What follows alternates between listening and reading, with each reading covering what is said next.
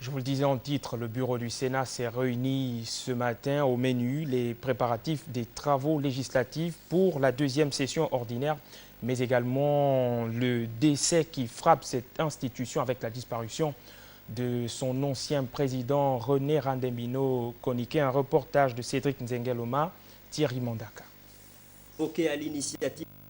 Francine Rogombe, présidente de cette institution, la réunion du bureau du Sénat et la conférence des présidents se sont ouvertes par une minute de silence en la mémoire de l'ancien président du Sénat, René Randembino Konike, décédé hier à Libreville et dont le programme des obsèques a été communiqué aux vénérables sénateurs. Un hommage sera rendu à l'illustre disparu à l'hémicycle Georges Rawiri le 10 septembre en matinée. Occasion pour le président du Sénat, Mme Rose Francine Rogombe, de revenir un tant soit peu sur les qualités de l'illustre disparu en révisitant son élogieux parcours avant de déplorer au nom de l'institution dont elle a la charge cette perte qui prive le Sénat d'une de ses plus grosses pointures. Revenant sur l'ordre du jour de cette réunion, la rencontre a donné l'opportunité au bureau du Sénat d'examiner les questions ayant trait au fonctionnement et à la gestion multisectorielle de l'institution. Au cours de la deuxième réunion, notamment la conférence des présidents, les vénérables sénateurs ont examiné, entre autres, les différents textes législatifs inscrits à l'ordre du jour et dont les plus importants sont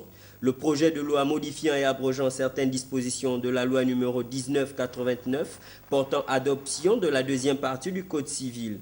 ainsi que le projet de loi modifiant et complétant certaines dispositions de la loi numéro 19/99 du 26 janvier 2001 sur l'autonomie administrative et financière de l'Assemblée nationale et du Sénat. Il y avait également celle portant création, organisation et fonctionnement d'une aide politique financière aux médias privés nationaux des secteurs de la presse écrite, de l'audiovisuel, de la presse en ligne et des agences de presse. Les vénérables sénateurs ont aussi examiné plusieurs projets de loi, notamment ceux qui donneront lieu à la convocation de commissions mixtes paritaires Assemblée nationale-Sénat pour non-adoption en termes identiques. Les sénateurs prenant part aux deux réunions ont été informés de l'ordre du jour de la prochaine séance plénière du Sénat qui sera essentiellement consacrée à l'élection du 4e vice-président du bureau à la suite de la démission du sénateur Jean-Boniface Assélé, élu au bureau municipal de la commune de Libreville.